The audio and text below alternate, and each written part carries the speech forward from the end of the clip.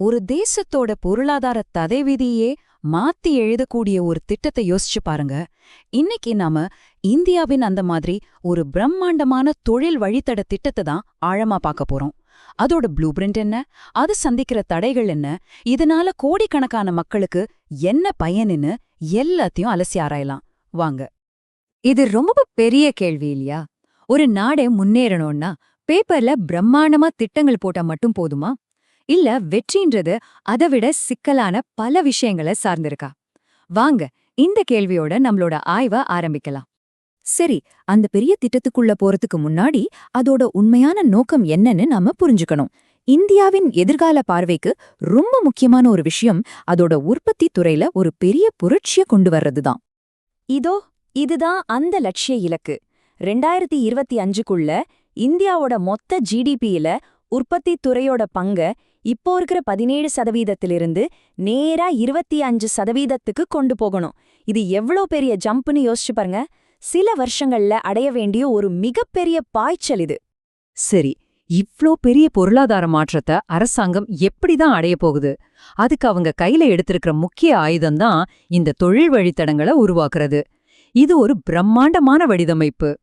அப்போ இந்த பொருளாதார வழித்தடம்னா என்ன? சிம்பிளா சொல்லணும்னா இது ஒரு ஸ்பெஷல் ஏரியா மாதிரி.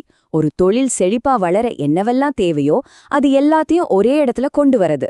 அதாவது தொழிற்சாலைகள், சூப்பரான ரோடு, போர்ட் மாதிரி உள்கட்டமைப்பு, அப்புறம் ஈஸியான வர்த்தக விதிகள். நீங்க பாக்குற மாதிரி இதோட முக்கிய நோக்கமே உற்பத்தியையும் ஏற்றுமதியையும் ராக்கெட் வேகத்துல உயர்த்துவதுதான். இது ஏதோ ஊர்ல நடக்கிற சின்ன விஷயம் இல்ல. இது நாடு முழுக்க இருக்கிற 5 முக்கிய தொழில் வழித்தடங்களோட ஒரு பெரிய நெட்வொர்க். இந்த நெட்வொர்க் தான் நம்ம மேக் இன் இண்டியா திட்டத்தோட முதுகெலும்பா இருக்கு. அதோட துறைமுகங்களை மையமா வச்ச சாகர்மாலா திட்டத்தோடையும் கைகோர்த்து வேலை செய்யுது. சுருக்கமா சொன்னா இது இந்தியாவோட தொழில் முகத்தையே மாத்துறதுக்கான ஒரு மிகப்பெரிய ஒருங்கிணைந்த முயற்சி. சரி, இப்போ பொதுவா பேசினது போதும். வாங்க ஒரு குறிப்பிட்ட நிஜ உலக உதாரணத்துக்குள்ள போவோம். அதுதான் கொச்சி பெங்களூரு தொழில் வழித்தடம், அதாவது KBIC. இது 2 முற்றிலும் வேற வேற மாதிரி இருக்கிற மாநிலங்களோட ஒரு சுவாரஸ்யமான கதை. இங்க நீங்க பாக்குறதுதான் அந்த KBIC. இது கேரளா வழியா ஆரம்பிச்சு மேற்கு தமிழ்நாடு வழியா போகுது. இதுக்கு தேசிய நெடுஞ்சாலை 544 தான் மையப்புள்ளி. ஆனா இது வெறும் ஒரு ரோடு மட்டும் இல்ல. இந்த பகுதி முழுமைக்குமான ஒரு பொருளாதார உயிர் நாடியா இதை மாத்தணும்னு தான் பிளான் பண்ணிருக்காங்க. இந்த வழித்தடம் ஒரு பெரிய பொருளாதார வித்தியாசத்தை சரிசெய்ய முயற்சி பண்ணுது. ஒரு பக்கம் கேரளா படிப்பு, சுகாதாரம் மாதிரியான விஷயங்கள்ல சூப்பரா இருக்காங்க. ஆனா தொழில் வளர்ச்சியில கொஞ்சம் ஸ்லோ தான். இன்னொரு பக்கம் தமிழ்நாடு இந்தியாவுக்கே ஒரு உண்மையான இண்டஸ்ட்ரியல் பவர் ஹவுஸா இருக்கு. சரி, வாங்க இந்த பிளானை கொஞ்சம் பிரிச்சு மேய்வோம். இந்த KBICக்கான உண்மையான திட்டம் என்ன, உள்ள என்னதான் இருக்கு, இது எப்படி வேலை செய்ய போகுது? இந்த வழித்தடத்துல எந்த தொழில்களுக்கு முக்கியத்துவம் கொடுக்கணும்னு முடிவு செய்ய ஒரு டபுள் சைடு அப்ரோச் வச்சிருக்காங்க. ஒன்னு, இப்போ நம்ம கிட்ட என்ன பலம் இருக்கு, அதாவது ஏற்கனவே நல்லா போயிட்டு இருக்கிற தொழில்கள். 2வது, நாம் அடுத்து எங்க போகலாம், அதாவது எதிர்காலத்துல வேகமா வளரக்கூடிய தொழில்களை டார்கெட் பண்றது. இந்த லிஸ்ட பாருங்களேன். KBIC குறிவைக்கிற முக்கிய தொழில்கள் இதுதான். எவ்ளோ வெரைட்டி இருக்கு பாருங்க. ஒரு பக்கம் உணவு பதப்படுத்துதல், ஜவுளின்னு இருக்கு. இன்னொரு பக்கம் எலக்ட்ரானிக்ஸ், ஏன் விண்வெளி சாதனங்கள் வரைக்கும் போகுது. ஒரு வலுவான பலதரப்பட்ட பொருளாதார அடித்தளத்தை உருவாக்கணும்னு தெளிவா இருக்காங்க. ஆனா ஒரு பிரம்மாண்டமான திட்டத்துக்கு பிரம்மாண்டமான சவால்களும் இருக்கும் இல்லையா? முதல துறைமுகங்கள். கொச்சி துறைமுகம் கேரளாவோட கிட்டத்தட்ட எல்லா சரக்குகளையும் கையாண்டாலும் அதால அதோட முழு திறனுக்கும் வேலை செய்ய முடியல. போதுமான கப்பல் கம்பெனிகள் இல்ல, ஹேண்ட்லிங் சார்ஜ் அதிகம், 24 மணி நேரமும் கஸ்டம்ஸ் கிளியரன்ஸ் இல்ல. இந்த மாதிரி பிரச்சனைகள் பெரிய தடைகளா இருக்கு. இந்த சவால்கள் துறைமுகங்களோட மட்டும் நிக்கல. கோவை, கோழிக்கோடு மாதிரி முக்கிய ஏர்போர்ட்களால பெரிய சரக்கு விமானங்களை ஹேண்டில் பண்ண முடியல. ஆனா ரோடுகளை பத்தி கேட்டா இன்னும் ஷாக் ஆவீங்க.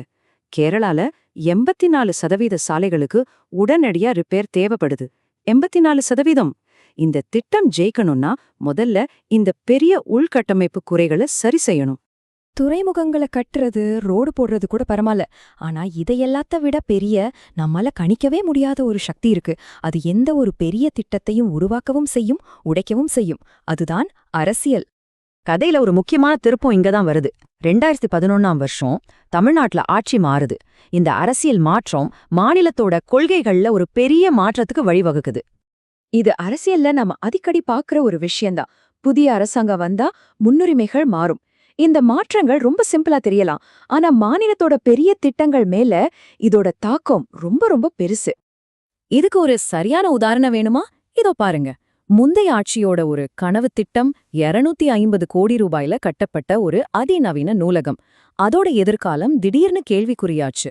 புதிய அரசாங்கம் அத ஒரு குழந்தைகள் மருத்துவமனையா மாத்த போறதா அறிவிச்சுது. ஒரு நூலகத்துக்கு நடந்த இந்த விஷயம் எந்த ஒரு நீண்டகால திட்டத்துக்கும் நடக்கலாம்ங்கிறது தான் நாம கவனிக்க வேண்டிய பாயிண்ட். இந்த அரசியல் முடிவுக்கு முன்னாள் முதலமைச்சர் என்ன சொன்னார் தெரியுமா? அவரோட இந்த வார்த்தைகள், இது வெறும் கட்டிடம் சம்பந்தப்பட்ட விஷயம் இல்ல, இத மக்களோட உணர்வுகள், ஒரு தலைவரோட கனவுகளோட சம்பந்தப்பட்டதுன்னு நமக்கு காட்டுது. ஆனா கதை இதோட முடியல. இதுதான் அரசியல்ல இருக்கிற சுவாரஸ்யமே. சில வருஷங்கள் கழிச்சு அதே மாநிலம் மறுபடியும் நூலகங்கள அறிவு மையங்களா மேம்படுத்த நிறைய முதலீடு செய்ய ஆரம்பிச்சது. நீண்டகால திட்டங்கள் மாறிட்டே இருக்கிற அரசியல் சூழல்ல எவ்வளவு சிக்கல்களை சந்திக்கும் என்பதற்கு இது ஒரு சிறந்த உதாரணம். ஆக இவ்ளோ விஷயங்களையும் பார்த்ததுக்கு அப்புறம் நாம ஆரம்பிச்ச இடத்துக்கே வருவோம். உள்கட்டமைப்பிலிருந்து அரசியல் வரை இத்தனை சவால்களுக்கு மத்தியில இந்த லட்சிய திட்டம் எங்க நிக்குது? இது ஒரு செயல் திட்டமா இல்ல வெறும் கனவா? இந்த நம்பரை பாருங்க, 6 லட்சம். இந்த திட்டத்தோட முக்கியத்துவத்தை இது நமக்கு நல்லா புரிய வைக்குது. ஒருவேளை இந்த KBIC திட்டம் ஜெயிச்சா கிட்டத்தட்ட 6 லட்சம் புது வேலைவாய்ப்புகளை உருவாக்க முடியும். இது வெறும் பொருளாதார சம்பந்தப்பட்டது இல்ல, இது பல குடும்பங்களோட வாழ்க்கைய மாத்தக்கூடிய ஒரு விஷயம். அப்போ கடைசியா ஒரே ஒரு கேள்விதான் நம்ம முன்னாடி நிக்குது. ஒரு தேசத்தோட பிரம்மாண்டமான நீண்டகால கனவுகள் அதோட அன்றாட குறுகிய கால அரசியலை தாண்டி நிஜமாகுமா? இந்த கேள்விக்கு பதில் காலத்துக்கிட்டதா இருக்கு. நாம பொறுத்திருந்துதான் பார்க்கணும்.